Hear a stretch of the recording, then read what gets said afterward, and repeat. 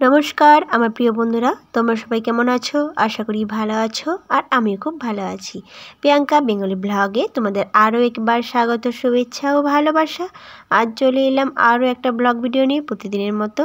और आजके भिडियोटी सकाल थेकेई शुरू करलाम। तोमादेर साथे एकटा रेसिपि शेयर करब। तार आगे सकाले किछु प्रकृतिटा तोमादेर साथे शेयर करी।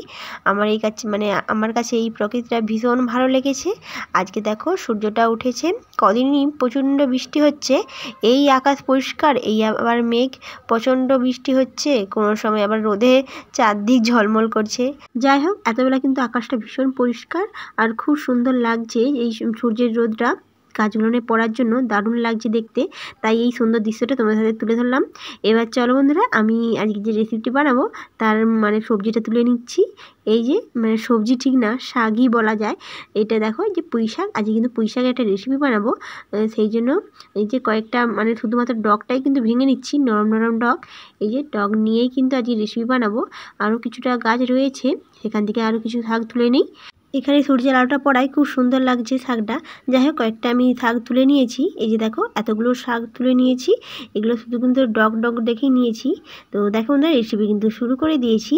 আর আমি কিন্তু কেটে নিয়েছি শাকগুলোকে, যেহেতু নরম শাক সেগুলো কিন্তু কিছুই বাতিল যায়নি, সব কিন্তু নিয়েছি।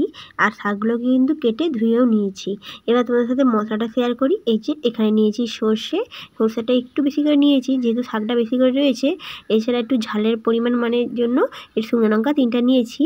আজকে শুকনো লঙ্কাতেই কিন্তু রেসিপিটা বানাবো। যাই হোক, এছাড়া আমি নিয়েছি এখানে পেঁয়াজ কুচি আর নিয়েছি বেগুন। আজকে কিন্তু বেগুন দিয়েই কিন্তু আজকে পুঁই শাকটা রান্না করব। তো দেখো বন্ধুরা, এই যে বেগুনটাও কিন্তু ছোটো ছোটো করে কেটে নিয়েছি। এবার আমি সমস্ত মশলাগুলোকে বেটে নেব। তো দেখো বন্ধুরা, আরেকবার তোমার সাথে শেয়ার করলাম সমস্ত সবজিগুলো। এবার মশলাটা শেয়ার করি। এই যে এখানে নিয়েছি কালো জিরে আর সর্ষে আর লঙ্কাটাকে কিন্তু আমি বেটে নিয়েছি, যেটা প্রথমে দেখিয়েছিলাম। আর নিয়েছি তেজপাতা আর শুকনো লঙ্কা। তো দেখো বন্ধুরা, মশলাটা রেডি হয়ে গিয়েছে। এবার কিন্তু আমি রান্নাটা শুরু করে দিচ্ছি। তো দেখো বন্ধুরা, প্রথমে গরম কড়াতে আমি তেলটা দিয়ে দিয়েছি। আর অবশ্যই আমি এখানে সরষের তেলেই কিন্তু রান্নাটা করছি আজকে। তো দেখো বন্ধুরা, সরষের তেলে গরম করার পর আমি দিয়ে দিচ্ছি শুকনো লঙ্কা আর তেজপাতা। তারপরে শুকনো লঙ্কা আর তেজপাতাটা একটু ভালো করে ভাজা হওয়ার পর তারপরে আমি কালো জিরেটাও কিন্তু দিয়ে দিচ্ছি। এবার কালো জিরেটাও কিন্তু একটু ভাজা করে নেব। তারপরে আমি দিয়ে দেবো পেঁয়াজ কুচিগুলো। তো দেখো বন্ধুরা, এই যে পেঁয়াজ কুচিগুলোকে দিয়ে দিলাম। এবার কিন্তু কিছুক্ষণ আমি পেঁয়াজগুলোকে ভেজে নেব। তো দেখো বন্ধুরা, ফাইনালি আমি পেঁয়াজগুলোকে একটু ভেঙে নিচ্ছি। এভাবে ভেঙে কিন্তু ভাজা করে নেব কিছুক্ষণ। তো অলরেডি পেঁয়াজগুলো কিন্তু ভাজা হয়ে গিয়েছে অনেকটাই। এই যে দেখো, ভাজা হয়ে গিয়েছে অনেকটাই। এবার কিন্তু আমি বেগুনগুলোকে দিয়ে দেবো, যেটা কেটে রেখেছিলাম বেগুনগুলোকে। এবার কিন্তু বেগুনগুলোকে আমি দিয়ে দেবো। তো দেখো বন্ধুরা, এই যে বেগুনগুলোকে আমি দিয়ে দিচ্ছি। সমস্ত বেগুনগুলো কিন্তু আমি দিয়ে দিচ্ছি। আর ছোটো ছোটো করে কিন্তু কেটে রেখেছিলাম বেগুনগুলোকে। যাই হোক বন্ধুরা, এই যে দেখো, আমি কিন্তু বেগুনগুলো দিয়ে এবার কিছুক্ষণ কিন্তু বেগুনগুলোকে ভালো করে ভাজা করে নেব। এইভাবে কিছুক্ষণ নাড়াচাড়া করে। তো দেখো বন্ধুরা, অনেকটা ভাজা হয়ে গিয়েছে। এবার কিন্তু আমি মশলাটা দিয়ে দেবো। আর এখানে মশলাটা রয়েছে শুকনো লঙ্কা, এছাড়া রয়েছে সর্ষে বাটা।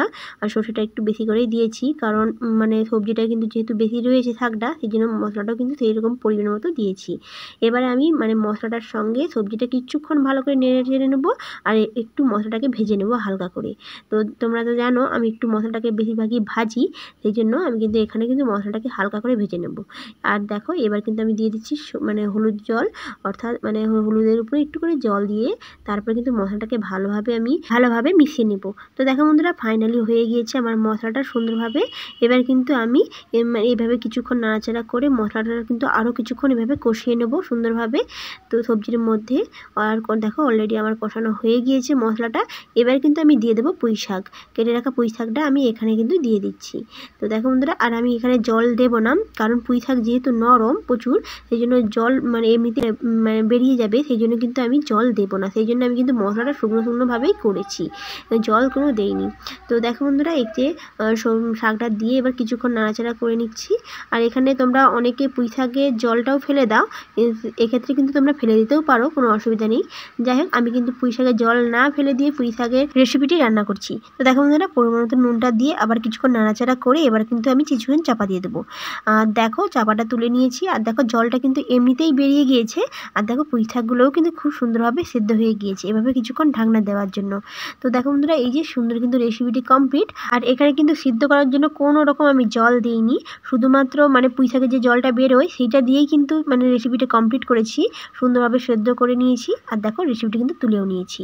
এই যে দেখো খুব সুন্দর একটা রেসিপি কমপ্লিট পুঁই শাকের। এইভাবে মানে পুঁই শাকের জল না দিয়ে এভাবে নরম পুঁই শাক দিয়ে যদি রান্না করা যায় ভীষণ ভালো লাগে খেতে। তাই আজকে তোমাদের সাথে এই রেসিপিটি রান্না করলাম আর তোমাদের সাথে শেয়ার করলাম। কেমন লেগেছে আজকের এই রেসিপিটি তোমরা কিন্তু অবশ্যই কমেন্টে জানিও বন্ধুরা। আর যদি ভালো লাগে তাহলে অবশ্যই লাইক আর সাবস্ক্রাইব করে দিও, আর শেয়ার করতে কিন্তু ভুলো না। ধন্যবাদ বন্ধুরা, এতক্ষণ ভিডিওটি দেখার জন্য অসংখ্য অসংখ্য ধন্যবাদ। আজকের মতো এখানেই, আবার দেখা হবে পরবর্তী একটা ব্লগ ভিডিওতে।